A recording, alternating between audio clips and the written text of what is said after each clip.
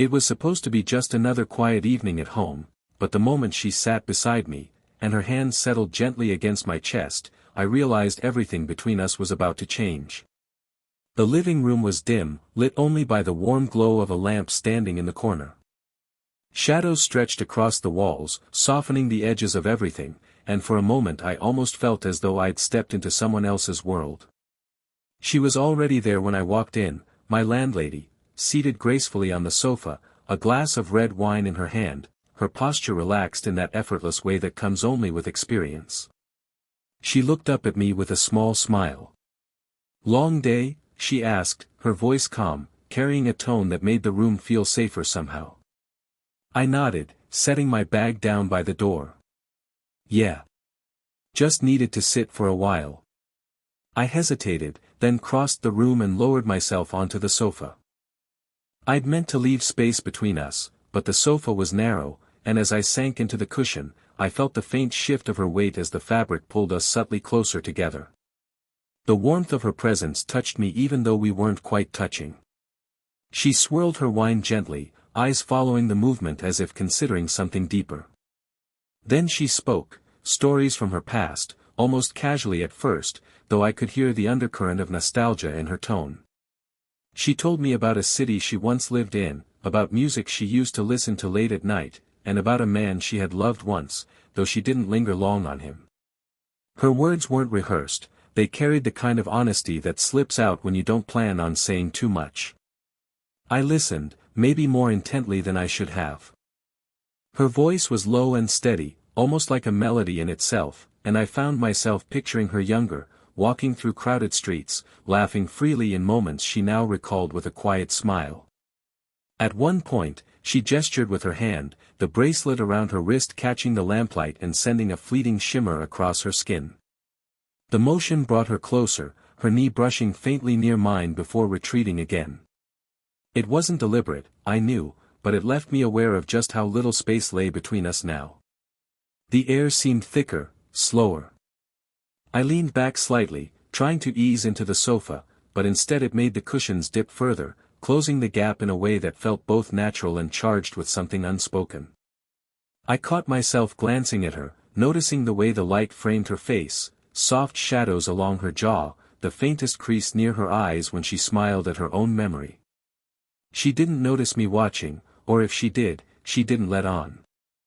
And then she laughed, low, genuine, the kind of laugh that warms a room. For just an instant her hand brushed my arm as if steadying herself against the humor. It was such a small touch, fleeting, but it lingered longer in my chest than it should have. The sofa was still, the house quiet. But in that closeness, in the faint pressure of cushions and the unspoken comfort of her stories, something ordinary had begun to shift into something else. For a while, our conversation drifted easily, like a river moving without urgency.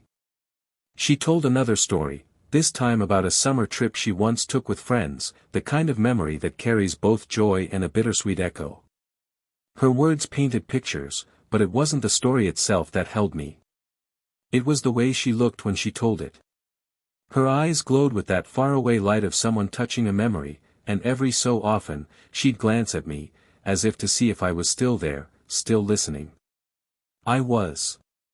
More than I should have been. There was a comfort in simply sitting beside her, but it was an uneasy comfort. I became too aware of myself, how close I was, how my knee rested a breath away from hers. My heartbeat wasn't steady, it climbed and dipped, as though my body hadn't decided whether to calm down or surrender to the pull of her presence. When she laughed, it wasn't just sound, it was warmth spilling into the space between us. She leaned ever so slightly, her shoulder tilting toward me, and her hand, soft, unthinking, grazed my arm. It couldn't have lasted more than a second. Just the faintest brush of skin over fabric. But my whole body reacted as though the world had gone quiet. Her touch left behind a ghost of warmth, small and fleeting, yet enough to spark a fire I wasn't sure how to contain.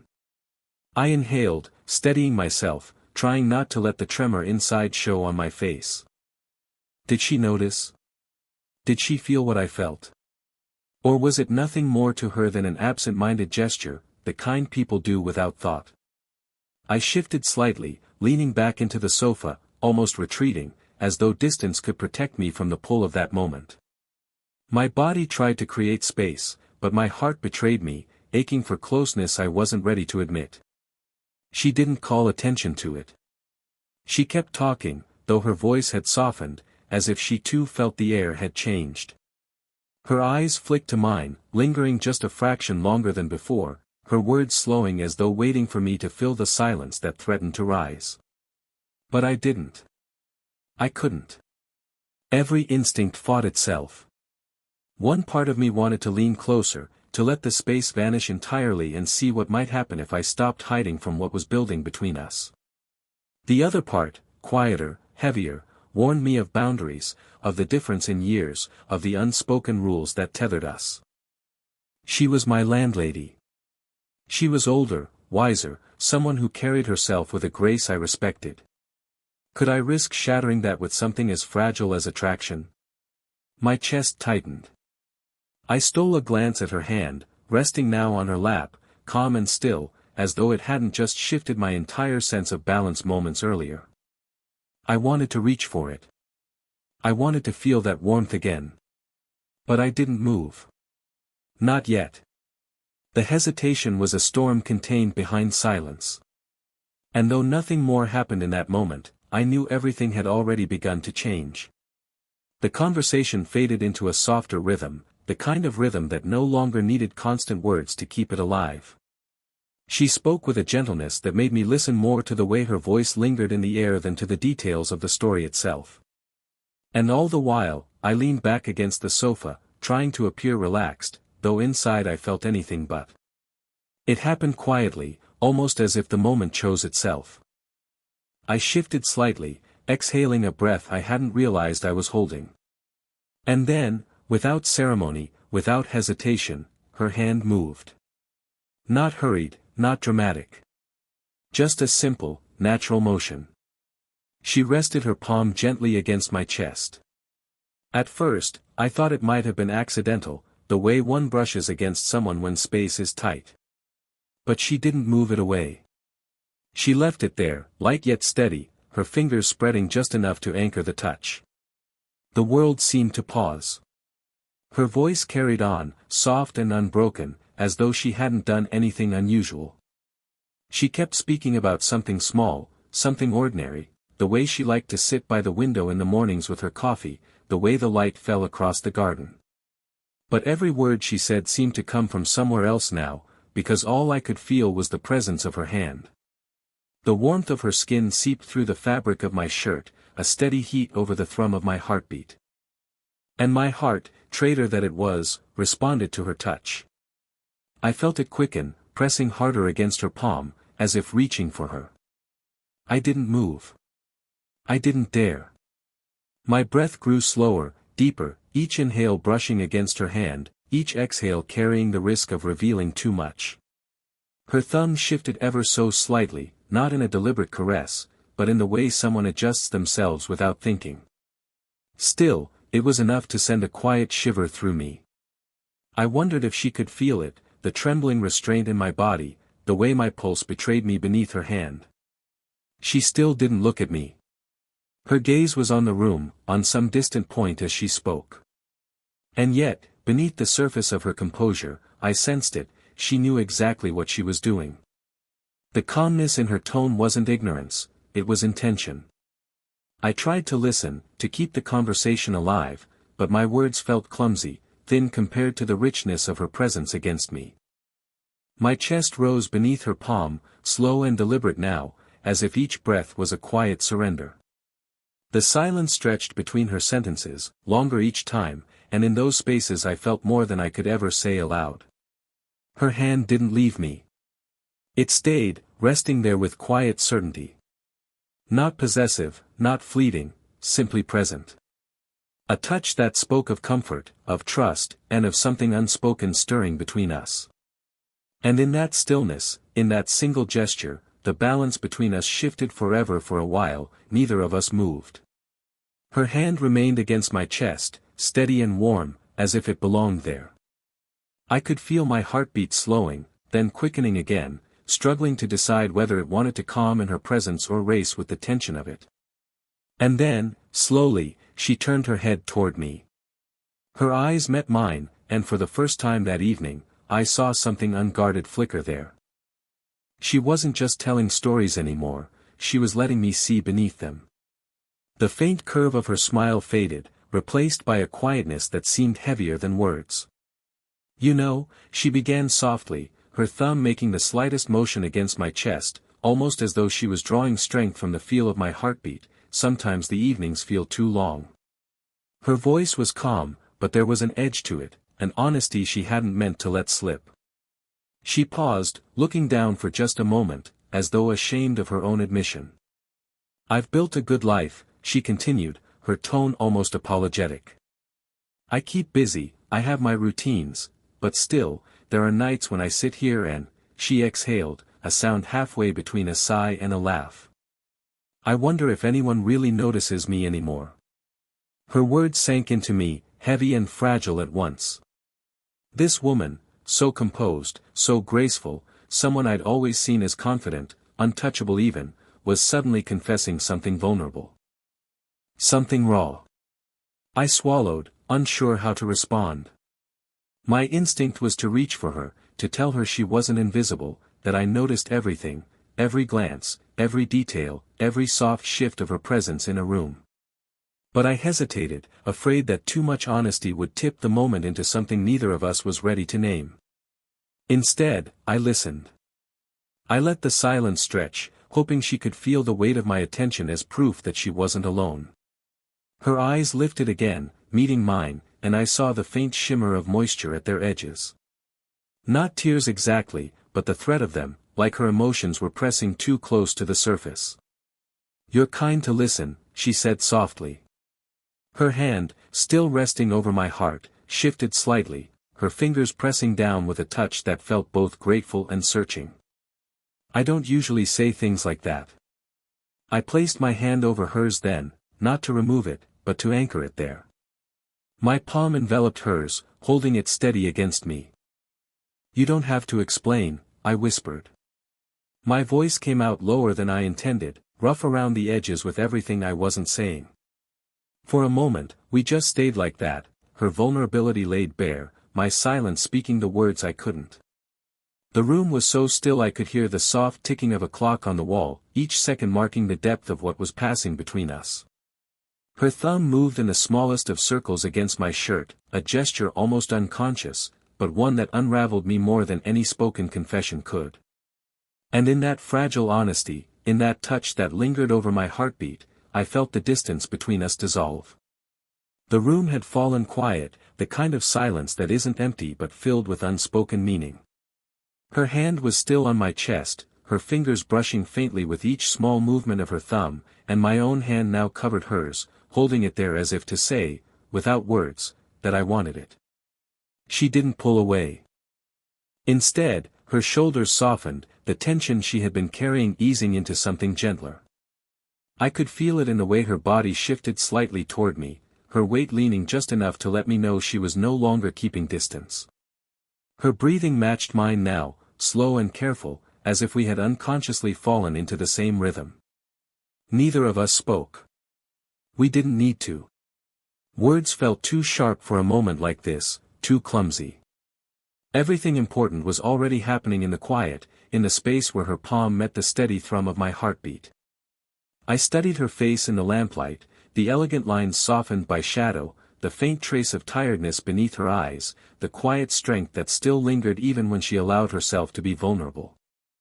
She carried herself with the composure of someone who had lived enough to know both joy and disappointment, and yet, sitting there beside her, she felt achingly present, as though the years between us meant nothing at all. My thumb brushed over the back of her hand, a small gesture, but one that made her eyes flicker to mine. For a moment, neither of us looked away. Her gaze held me, steady and unguarded, and I could feel the quiet question inside it, "Are you here with me?" I answered without speaking. I pressed her hand a little firmer against my chest, letting her feel the undeniable rush of my heart beneath her touch. Something in her expression softened then, her lips curving into the faintest, almost secretive smile. She didn't say thank you, she didn't explain, she just let the silence hold us. The seconds stretched, but they didn't feel heavy. They felt full. I became aware of the smallest details, the delicate warmth of her skin beneath my fingers, the scent of her hair faintly touched by perfume, the way her shoulder brushed against mine as though she had quietly given up the effort to keep apart. The world outside could have been miles away. In that room, it was only her and me, two people breathing together, bound not by words but by something quieter, deeper. At last, she let out a slow exhale, almost like a release, and leaned just slightly closer. Not enough to cross the line of what couldn't be unspoken, but enough to let me feel the gentle weight of trust in her nearness. My arm, almost without thought, moved around her. It wasn't bold, it wasn't rushed, it was simply natural. A quiet embrace, a steady reassurance that whatever she had shared, whatever she feared, I had heard it, and I wasn't going anywhere. She didn't flinch. She didn't move away. She simply let herself rest in that moment of silence with me, and together we understood, something had shifted. Not spoken, not declared, but real nonetheless. She didn't move her hand from my chest, and I didn't move mine from hers. The silence had become a language of its own, one we both seemed to understand. For the first time that evening, I felt the tension inside me give way, not to desire, not to fear, but to something steadier, something warmer. Her body shifted ever so slightly, and then, without hesitation, she leaned closer. The crown of her head brushed lightly against my shoulder before settling there, her hair falling softly against my neck. The contact was simple, unhurried, and yet it reached deeper than anything words might have done. I let out a slow breath I hadn't realized I'd been holding. My arm tightened gently around her, pulling her just a little closer, not to possess but to reassure. She sighed in response, the sound quiet, almost hidden, as though the weight of her long day, or perhaps her long loneliness, was finally setting down. The lamp cast a golden glow across the room, catching on the rim of her forgotten wine glass, painting the space in a kind of muted peace. Outside, I could faintly hear the hum of passing cars, life continuing as normal. But here, in this small pocket of stillness, it felt like we had slipped outside of time itself. Her cheek rested against me, and I could feel the quiet rhythm of her breath, steady and calm now, blending with the beat of my heart beneath her hand.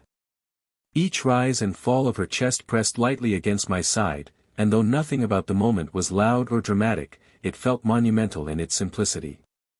We didn't need to speak. Whatever words might have been said would have been clumsy compared to the ease of being there together. And yet, I could sense in the way her fingers curled slightly against me that she was grateful.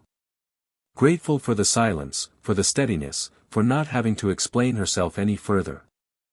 I lowered my head just a little, close enough to breathe in the faint scent of her hair. It was subtle, familiar, something floral, softened by the warmth of her skin. My eyes closed briefly, not from exhaustion but from the rare comfort of simply existing with someone, unguarded, without pretense. In that moment, there were no boundaries of titles or roles, no question of age or circumstance. There was only her, and me, and the quiet truth that something had shifted between us. Her thumb moved again, tracing a small circle against my chest, and I felt her sigh melt into me. She wasn't asking for more. She wasn't rushing the moment. She was simply allowing herself to rest, and trusting that I would hold her there. And I did. I held her, not tightly, not possessively, but with the kind of quiet promise that speaks louder than declarations. A promise that she was seen, that she was noticed, and that, for as long as this moment lasted, she wasn't alone. The night stretched on in silence, but it wasn't an empty silence anymore. It was warm, full, alive. And as her breathing slowed against me, steady and sure, I knew that whatever tomorrow brought, nothing could take away what had begun between us in the quiet of that evening. If this story touched you, let me know in the comments, I'd love to hear your thoughts. And if you'd like more slow burn romances like this one, don't forget to subscribe and join me for the next story. Until then, thank you for listening, and take care.